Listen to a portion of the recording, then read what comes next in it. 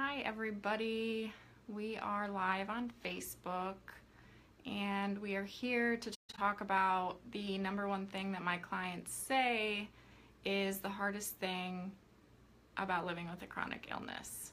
So I am Amanda Pratt, licensed clinical social worker and therapist at Imagine Life Therapy. I specialize in working with people who live with a chronic illness, and a chronic illness is anything that afflicts the person for 3 months or longer.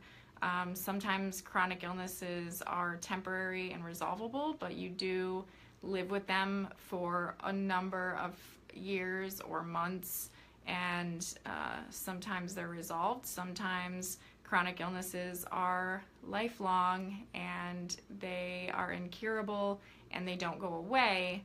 Sometimes people with a chronic illness might experience remission. It doesn't mean that their illness has gone away, but sometimes they're able to experience remission, which is basically where it's kind of dormant and inactive for a period of time. So that kind of gives you the rundown on what I mean when I say chronic illness. So today, just as my first Facebook Live on my therapy page, I wanted to kind of highlight something that comes up a lot, and as some people know, and as my clients know, I'm very transparent about this. I myself have multiple chronic illnesses that I live with, and so a lot of times when I'm talking about topics, I also can speak from a place of personal experience and having lived with chronic illnesses for many years, and mine are incurable and active. So just to give you an idea of where I'm coming from when I'm talking about some of these things. So the number one thing that most people say is the most difficult thing about living with a chronic illness is the unpredictability of living with a chronic illness. So this is a very complex issue, and so I want to kind of go over some of the things that come up when we are talking about the unpredictability of living with a chronic illness. Sometimes people say that the worst part is the fact that they don't know how they're going to feel from day to day. Sometimes it might look like not being able to have a routine or a structure in their day, and a lot of people thrive on having a routine or structure, being able to know what your day is going to look like. For a lot of people with chronic illness, they really have no idea what their day is going to look like, so that is really difficult for them.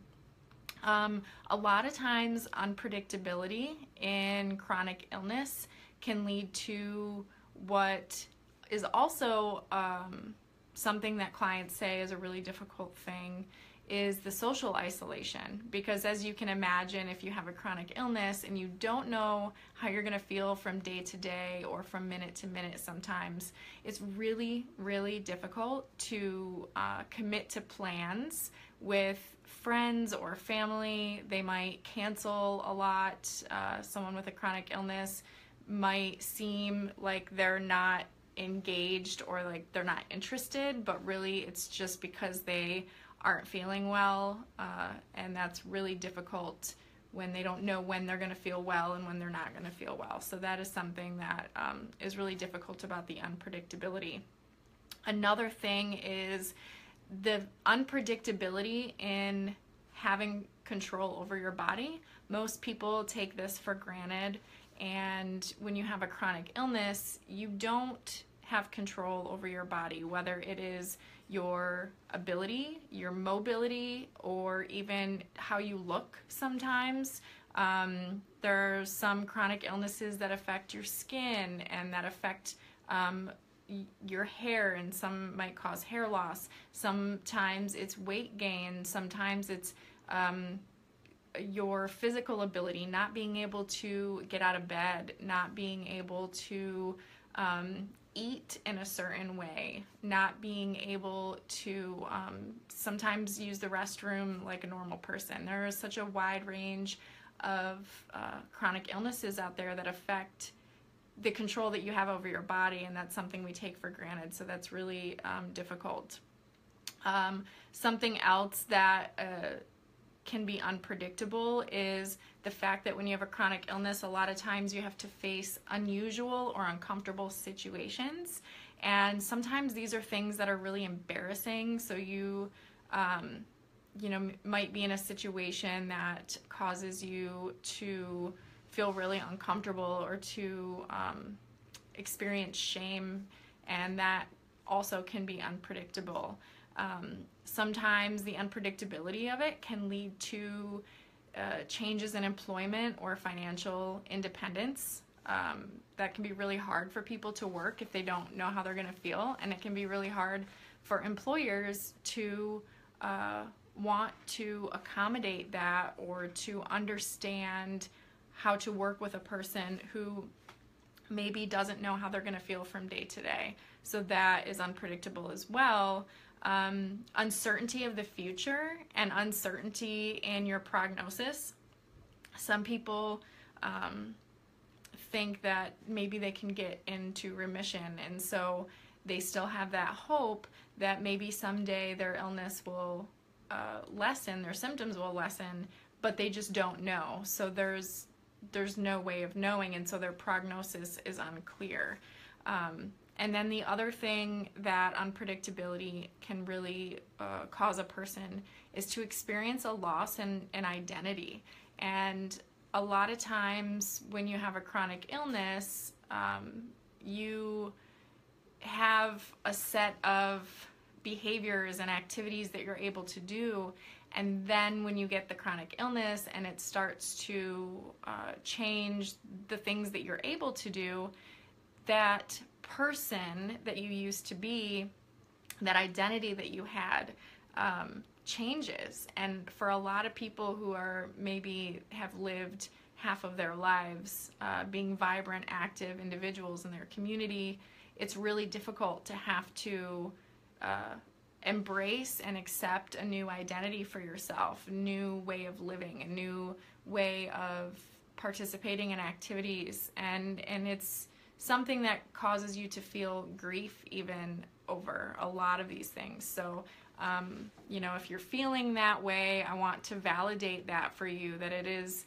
completely normal and it is part of the process, and it's okay to feel the things that you're feeling about it, because it's a really, really difficult experience that a lot of people don't understand unless they've been through it. So some things that I do want to touch on and also validate for you are that a lot of times the thing that causes unpredictability to be the hardest about chronic illness is there is a certain element of change that we have to accept, and then a fear, which leads to anxiety and depression. Anxiety and depression are by far the most difficult things that people with chronic illness face. So just to give you a general idea, in the general population, depression occurs in about, I want to say it's around 5% of the population might be diagnosed with depression or some form of depression.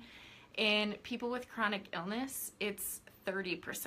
So I think that a lot of people don't necessarily realize how much all of this has an effect on your life and your mental health. And it's one of the most stressful life events that a person can experience, is being diagnosed with a chronic illness. And then if you're in a certain age group, like my age group, I would say 25 to 44, you're at a period in your life where you're still considered young and vibrant and active. And so when you experience having to live with a chronic illness, you are less prepared than, or less able to cope with it than someone who's much older, maybe is in a more stable financial situation, maybe has been at their career for a long period of time.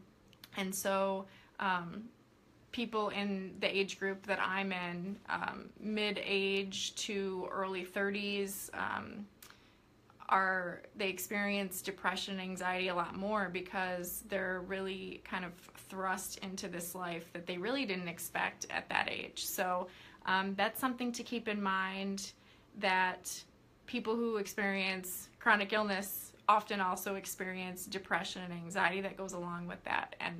And I want to share with you that it is totally changeable. It is totally improvable to be able to take your chronic illness and learn how to live alongside it and not have it kind of take over. And you can do things and perform acts every day that help reduce your depression, reduce anxiety, help you cope with all of the things that living with a chronic illness throws at you, and also how to kind of restructure the little voice inside your head and how you talk to yourself about what it's like to live with a chronic illness. And so some of the things that we do in therapy are we really examine thoughts and beliefs about illness. We examine thoughts and beliefs about yourself, about your experience, about what it means, how it fits into your life, about your relationships and how it's affecting your relationships, and also what your support system looks like. And we talk a lot about managing feelings and understanding those feelings and where they fit in. And it's a process, but it can be done, and you can definitely still live the life that you imagined. I know that at a certain point, when I was first diagnosed, the first couple years were the hardest, and it was really hard to kind of see the light at the end of that tunnel and to understand that my life wasn't over, that I was still going to be able to accomplish the things I wanted to, just maybe in a different way. And so I want you to know that you can absolutely do that. And, you know, there are a lot of really great professionals out there that can help you.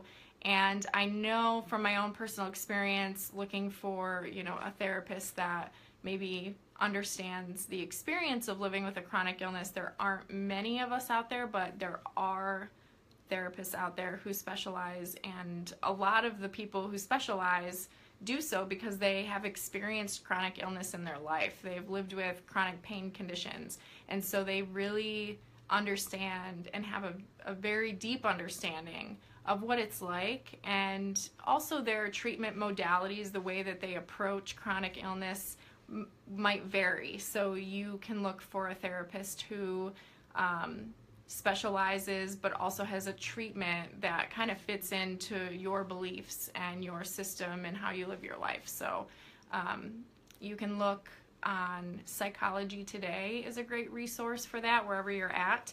I can serve people in Florida, in the state of Florida. I'm licensed in Florida. So if you're in Florida and you're looking for someone, I also offer online therapy, which is basically where you can, you know, sit on your computer or your phone and do a video session, basically. So it's makes me more accessible than just people in my immediate geographical area, but there are a lot of therapists out there all across the country who are also embracing teletherapy. So for people who have a chronic illness and maybe spend a lot of time at home or have a hard time getting around, I think it's really important to find a therapist who offers not only in-person sessions, but video sessions. So if you're not feeling well, you don't necessarily have to miss an appointment. So, but that is what I came to talk to you about today. I am done, but as you know, with Facebook Live, you can rewatch the video. It'll be on my page. So if any of this struck a chord with you, please feel free to reach out. I'm happy to help in any way that I can. If you are in a different state than I am, I also part of a wide network of therapists, so I might be able to help refer you to someone who I know specializes in this area. So please feel free to reach out to me, and I hope you have a great rest of your week. And well, there isn't much left of it, but your weekend. And yeah, I guess I'll talk to you later. Bye.